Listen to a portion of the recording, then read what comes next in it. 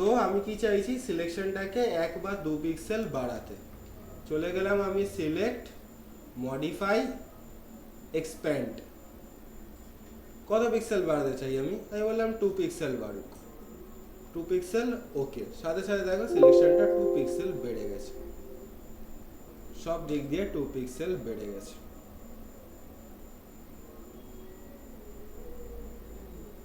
কেন বাড়ালাম আমি? সে তো আছেই, তাছাড়াও আরেকটা কারণ আছে। সেই কারণটা হচ্ছে এই জায়গাটা যে ফিল করবে, কি দিয়ে ফিল করবে, সেই জন্য আমি 2 পিক্সেল বাড়ালাম, যাতে ফটোশপ বুঝতে পারে যে এই কালারটা দিয়ে আমাকে এই জায়গাগুলোকে ফিল করতে হবে। কেন করছি জিনিসটা যদি আমি নাই বুঝলাম, তাহলে আমি আর কি করলাম? জাস্ট এটার পর এটা, এটার পর এটা, তো সবাই জানে করতে হবে। বুঝতে পারলাম? হ্যালো, কেউ কথা বলে? হ্যাঁ স্যার। নীলয় চলে গেছে, টাটা, গুড বাই নীলয়। ঠিক আছে, ভালো কথা।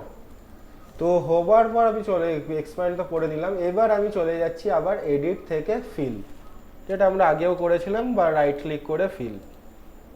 ঠিক আছে, তো আমরা এডিট থেকে ফিল করে নিলাম, সেম জিনিস, কন্টেন্ট অ্যাওয়্যার, ওকে।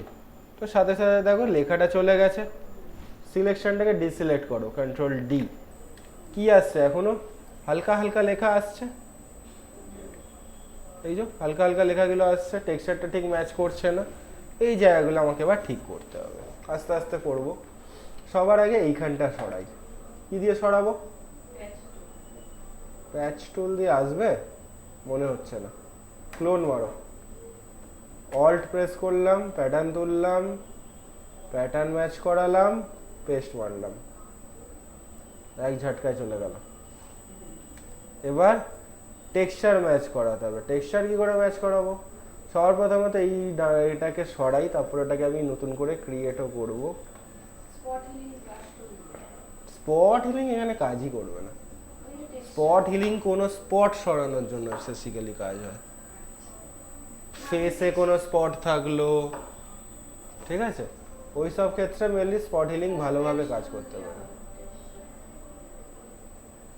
স্পট হিলিং এখানে কাজই করতে পারবে না, ছেড়েই দাও। আগে এটাকে সরাও, তারপর আমরা এটাকে নতুন করে ক্রিয়েট করব। আগে টেক্সচারটাকে ঠিকঠাকভাবে ম্যাচ করাই, ঠিক আছে। এটাকে আমি আগে সরিয়ে দিলাম। প্যাচ টুল কোথায় গেল?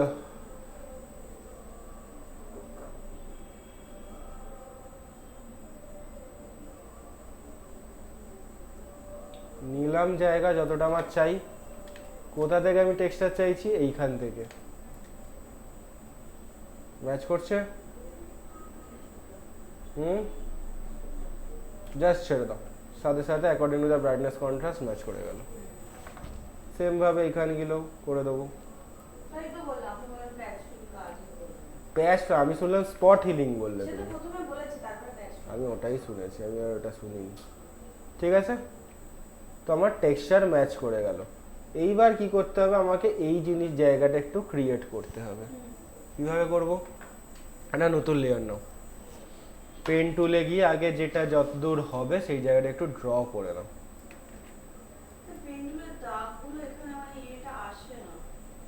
কি আসে না?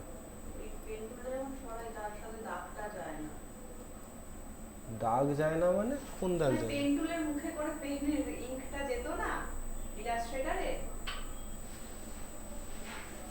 ইংকটা যেত মুখে সবসময় লেগে থাকতো না, যেদিকে নিয়ে যেতাম মুভ করতাম লাইনটা লেগে থাকতো না।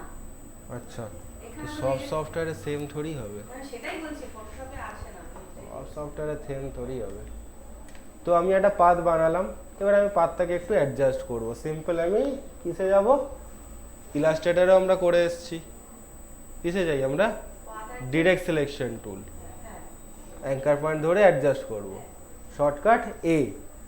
এখানে কিন্তু ডিরেক্ট সিলেকশন আছে, খুঁজে পাচ্ছ না, বাট আছে। কোথায় আছে? এর ভেতরে।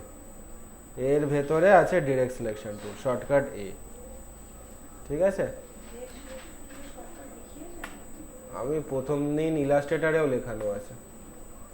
ডিরেক্ট সিলেকশন টুলের শর্টকাট তো সেমই আছে, আবার নতুন করে কি লেখাবো? হলো, হওয়ার পর এটাকে আমি সিলেকশনে কনভার্ট করব সবার আগে।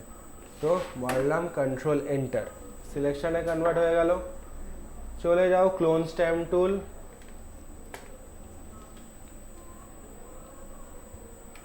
ব্রাশ হালকা বড় করে অল্ট প্রেস করে এখান থেকে প্যাটার্নটাকে তুললাম, এখানে প্যাটার্ন ম্যাচ করালাম, পেস্ট করলাম, আবার অল্ট প্রেস করলাম, ক্লিক করলাম, প্যাটার্ন তুললাম, প্যাটার্ন ম্যাচ করালাম, পেস্ট করালাম। এইভাবে এই জিনিসটাকে আমরা ক্রিয়েট করছি, প্যাটার্ন ম্যাচ পেস্ট। যত খুশি তুমি এটাকে লম্বা করতে পারো এইভাবে।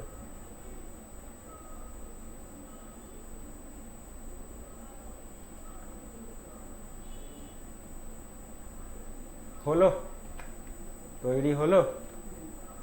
এবার কি করতে হবে, অ্যাকর্ডিং টু দিস, দেখো এখানে যেরকম শ্যাডো টাইপের একটা আছে, সেরকম এখানেও আমাকে একটু শ্যাডো দিতে হবে। কি করে দেবো, আবার একটা নতুন লেয়ার নিলাম। এইটা হচ্ছে আমার কোনটা, সব আলাদা আলাদা লেয়ার, নাহলে কোনো লেয়ার অ্যাডজাস্ট করতে পারবো না।